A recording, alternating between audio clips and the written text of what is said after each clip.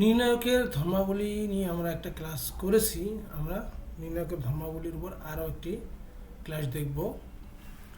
ধর্মাবলী 7 নম্বরে আমরা বলছি, যদি কোনো নির্ণায়কের কোনো সারি বা কলামের প্রতিটি ভুক্তি একাধিক পদ নিয়ে গঠিত হয়, তবে নির্ণায়কটিকে একাধিক নির্ণায়কের সমষ্টিরূপে প্রকাশ করা যাবে।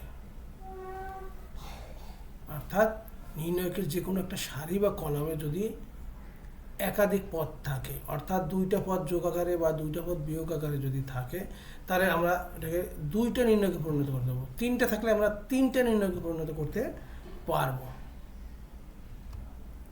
এখানে আমরা দেখি A1 alpha 1, A2 alpha 2, A3 alpha 3। এখানে দেখা যাচ্ছে যে ওই প্রথম কলামে আমাদের দুইটা করে পদ আছে, A1 একটা, আলফা 1 একটা, A2 plus alpha 2, A3 alpha 3। অর্থাৎ আমরা A1 A2 A3 B1 B2 B3 C1 C2 C3 দিয়ে একটা নির্ণায়ক, আর এই আলফা 1 আলফা 2 আলফা 3 আর আমাদের যে 2 নম্বর এবং 3 নম্বর কলাম আছে সেটা দিয়ে আরেকটা নির্ণায়ক গঠন করতে পারবো, তাতে কোনো সমস্যা হবে না।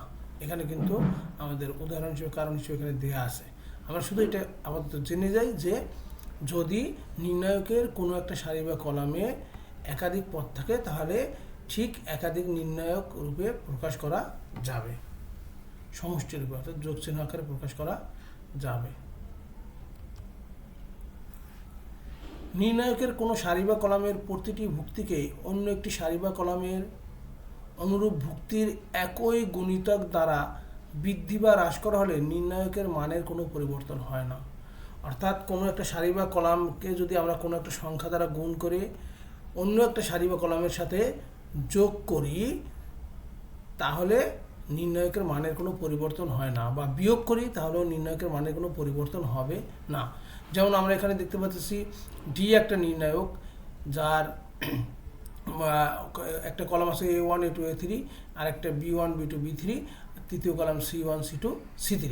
আমরা এখানে খেয়াল করি, এই যে এখানে আমরা B1 B2 B3 এই কলামটাকে কে দ্বারা গুণ করে 1 নম্বর কলামের সাথে যোগ করছি, এতে নির্ণায়কের মানের কোনো পরিবর্তন হবে না। অর্থাৎ এই যে আমাদের যে এই যে নির্ণায়কটা আছে, এই নির্ণায়কেরও যে মান আমাদের এই নির্ণায়কের একই মান হবে।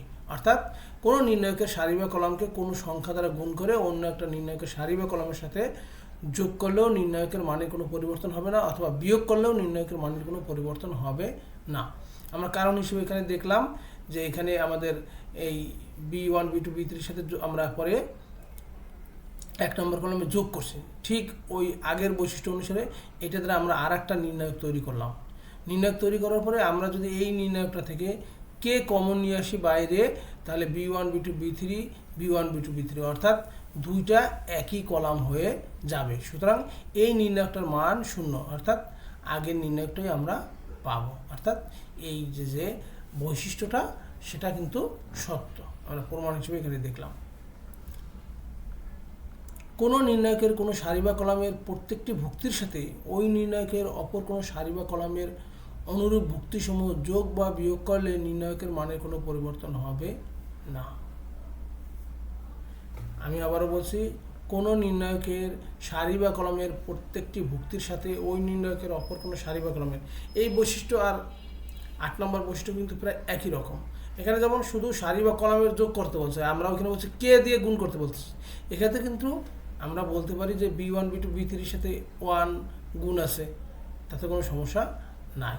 তাহলে কি আগেরটা ছিল কোনো নির্ণায়কের সারি বা কলামকে কে সংখ্যা দ্বারা গুণ করে অন্য একটা সারি বা কলামের সাথে যোগ করলে নির্ণায়কের কোনো পরিবর্তন হবে না, বা বিয়োগ করলে নির্ণায়কের মানের কোনো পরিবর্তন হবে না।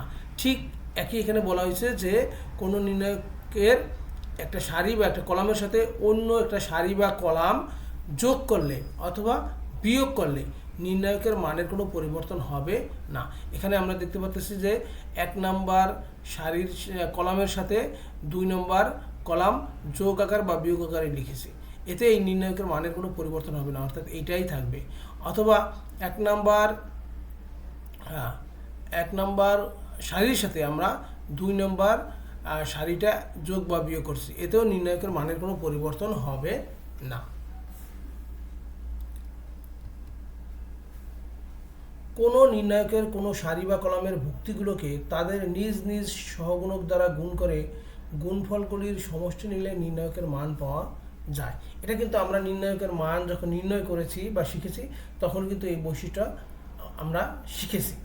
এখানে দেখো কি বলছে, আমাদের যেমন A1 B1 C1, আমরা এই নির্ণায়কের সারি A1 B1 C1 এর ভুক্তিগুলো লিখলাম A1 B1 C1, আর A1 হলো আমাদের কি A1, এই যে স্মল A1 অর্থাৎ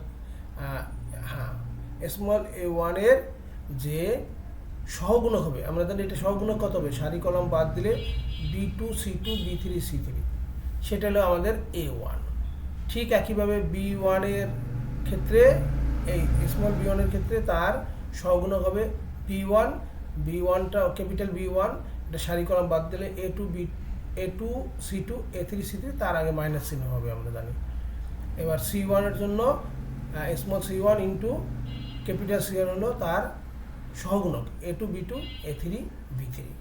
অর্থাৎ কোনো নির্ণায়কের যে কোনো একটা সারি বা কলামে যে ভুক্তিগুলো আছে সেই ভুক্তিগুলোর সাথে তাদের সহগুণকগুলো গুণ করে যদি আমরা যোগ করি তাহলেই নির্ণায়কের মান পাওয়া যায়।